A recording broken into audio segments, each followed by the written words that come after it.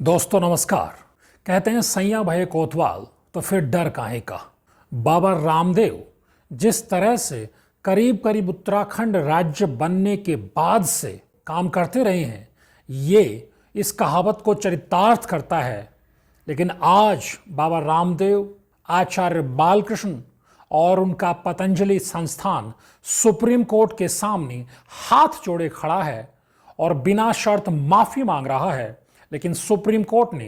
साफ कर दिया है कि उनके बिना शर्त माफीनामे को अस्वीकार किया जाता है, यानी उसे स्वीकार नहीं किया जा रहा। जी हां, जिस तरह से भ्रामक विज्ञापन मामले में बाबा रामदेव लगातार कागज पर सुप्रीम कोर्ट से माफी मांगने का नाटक कर रहे थे, लेकिन बाहर दिखावा इस तरह से कर रहे थे कि ये कोई फॉर्मेलिटी है। सुप्रीम कोर्ट ने आज तीखी टिप्पणी करी कि कागज पर माफीनामा जरूर है, लेकिन ऐसा लग रहा है कि बाबा रामदेव और आचार्य बालकृष्ण दीवार की तरफ मुंह करके खड़े हैं, यानी माफीनामा कागज पर है और दिल से या उनकी नीयत से वो माफी नहीं मांगना चाहते हैं जो अपराध वो लोगों की जिंदगी के साथ कर चुके हैं। दरअसल जिस तरह से कोविड के समय में डॉक्टर्स, एलोपैथिक डॉक्टर्स खास तौर पर कोरोना वॉरियर के तौर पर हम आप सब लोगों की जिंदगी बचाने के लिए अपनी जान को जोखिम में डालकर लड़ाई लड़ रहे थे, तब बाबा रामदेव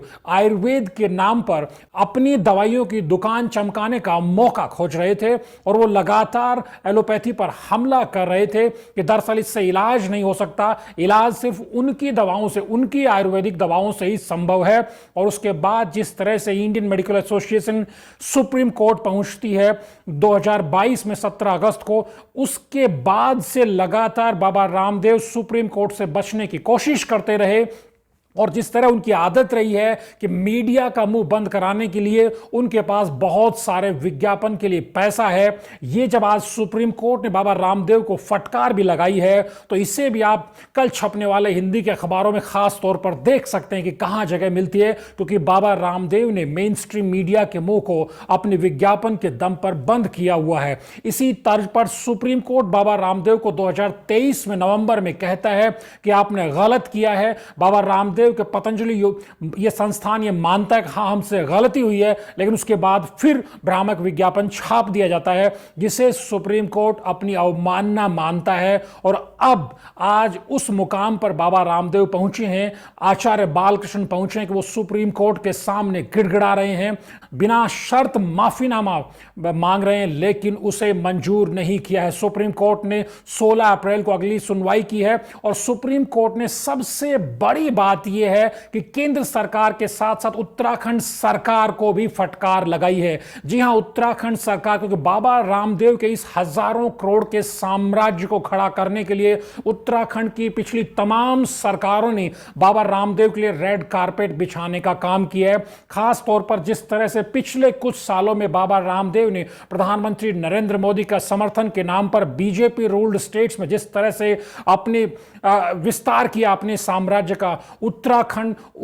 उत्तराखंड में जिस तरह से लगातार बाबा रामदेव इस तरह की भ्रामक दवाओं के विज्ञापन छापते रहे, और जो ड्रग डिपार्टमेंट था जिसकी जिम्मेदारी थी, वो ड्रग इंस्पेक्टर्स की हिम्मत और हैसियत ही नहीं बन पा रही थी कि भारत सरकार नोटिस दर नोटिस राज्य सरकार के ड्रग्स डिपार्टमेंट को भेज रही थी कि आपको इस मामले में एक्शन लेना चाहिए। लगातार शिकायतें आ रही कि बाबा रामदेव दवाओं को लेकर झूठे दावे कर रहे हैं, लेकिन उत्तराखंड सरकार का जो ड्रग्स विभाग है वो लगातार कुंडली मारकर बाबा रामदेव के खिलाफ जो भी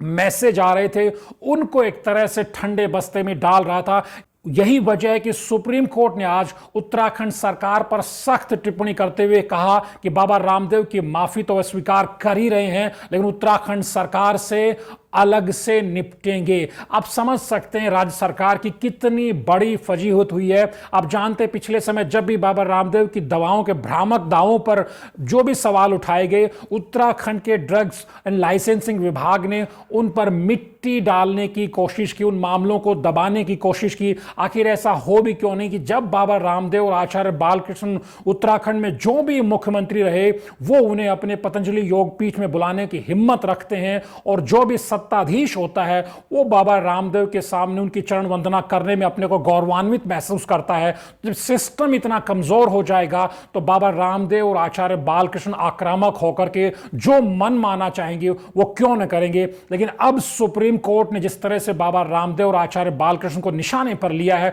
उनको फटकारा है, इसके बाद उत्तराखंड सरकार की भी बड़ी फजीहत हो रही है। और आने वाले दिनों में 16 अप्रैल को दोबारा से इस मामले की सुनवाई होगी, तब देखना होगा किस तरह से राज्य सरकार को और क्या क्या झटके लगते हैं। लेकिन कुल मिलाकर के बाबा रामदेव, आचार्य बालकृष्ण और पतंजलि के लिए रेड कारपेट बिछाने की कीमत अब उत्तराखंड सरकार को भी चुकानी पड़ रही है। द न्यूज़ अड्डा के वीडियोस को लाइक कीजिए, शेयर कीजिए और चैनल को सब्सक्राइब करिए। नमस्कार।